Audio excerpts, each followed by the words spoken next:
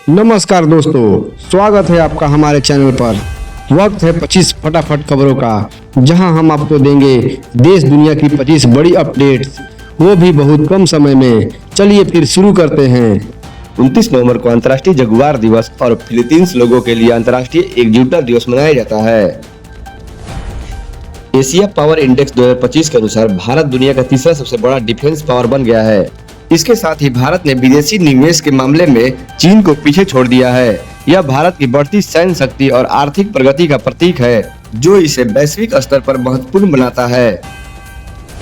उत्तर भारत में सर्दी जो पकड़ रही है, जम्मू कश्मीर, हिमाचल प्रदेश, उत्तराखंड में तापमान माइनस में पहुंच गया है, जिससे नदी, नाले और पाइपलाइनें जमने की संभावना बढ़ गई है। हरियाणा, पंजाब, राजस्थान, दिल्ली और उत्तर प्रदेश में भी शीतलहर की स्थिति बन रही है। साथ ही गलन वाली सर्दी और कोहरा बढ़ने की संभावना है। यूक्रेन के राष्ट्रपति वोलोदिमीर जेलेंस्की के कार्यालय मुख आद्री यर्मक ने पद से इस्तीफा दे दिया। यह जानकारी स्वयं जेलेंस्की ने दी है। यर्मक ने भ्रष्टाचार मामले की जांच के दायरे में आने के बाद इस्तीफा दिया है। शुक्रवार को उनके आवास और अन्य ठिकानों पर भ्रष्टाचार निरोधी एजेंसियों ने तलाशी अभियान चलाया था। बंगाल के मुर्शिदाबाद जिले में बाबरी मस्जिद बनाने की घोषणा करने वाले सत्तारूढ़ तृणमूल कांग्रेस के विधायक हुमायूं कबीर ने भड़काऊ बयान देकर राजनीतिक विवाद खड़ा कर दिया है। बिहार सरकार ग्रामीण आय बढ़ाने के लिए प्रतिबद्ध है। मंत्री दीपिका जी ने कहा है कि सरकार का उद्देश्य ग्रामीणों को रोजगार के लिए पलायन करने से रोकना है। ग्रामीण क्षेत्रों में विकास कार्यों को प्राथमिकता दी जाएगी, जैसे सड़कों निर्माण, सिंचाई की सुविधा। सरकार छोटे उद्योगों को बढ़ावा देने के लिए ऋण और वित्तीय सहायता भी प्रदान कर रही है, जिससे ग्रामीणों को रोजगार मिल सके। सुप्रीम कोर्ट ने शुक्रवार को कहा कि शादी आपसी विश्वास, एक दूसरे के साथ और सम्मान की बनी पवित्र व उत्कृष्ट संस्था है। दुख की बात यह है कि दहेज की बुराई की वजह से यह पवित्र बंधन सिर्फ एक व्यावसायिक लेनदेन बनकर रह गई है। केंद्रीय गृह मंत्री अमित शाह ने शुक्रवार को नया रायपुर में आयोजित 3 दिवसीय DGP-IG कॉन्फ्रेंस का शुभारंभ करते हुए कहा कि माओवाद, पूर्वोत्तर और जम्मू कश्मीर जैसे नासूर बन चुके क्षेत्रों का अस्थायी समाधान मोदी सरकार ने प्रदान किया है। DRDO के वैज्ञानिक आदित्य वर्मा अपनी शादी के 2 दिन बाद ही राजस्थान के अलवर स्थित अपने घर में मृत पाए गए। पुलिस घटना की जांच कर रही है। मैसूर स्थित रक्षा अनुसंधान एवं विकास संगठन के संयुक्त निर्देशक आदित्य वर्मा की 25 नवंबर को शादी हुई थी।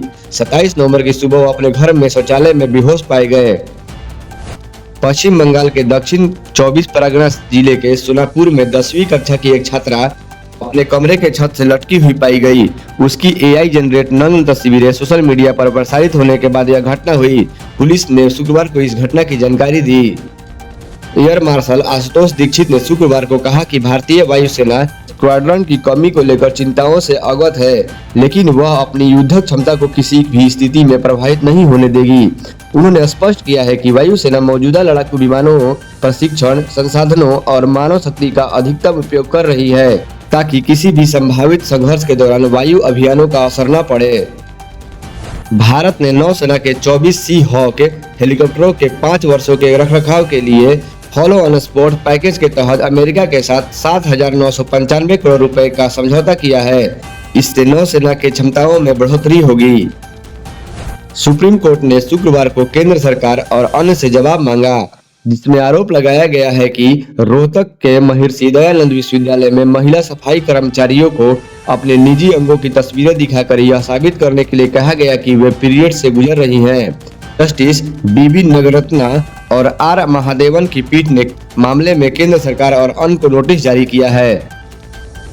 छत्तीसगढ़ के सूरजपुर जिले में बढ़ते ऑनलाइन फ्रॉड और AI आधारित साइबर अपराधों पर नियंत्रण के लिए सूरजपुर पुलिस ने पहली बार फेसबुक मेटा को नोटिस जारी किया है। पुलिस के अनुसार हाल ही में फेसबुक पर कई संदिग्ध विज्ञापन सामने आए, जिसमें राजनीतिक हस्तियों और सेलिब्रिटियों के AI जनरेटेड वीडियो का उपयोग कर जनता को भ्रमित किया जा रहा है।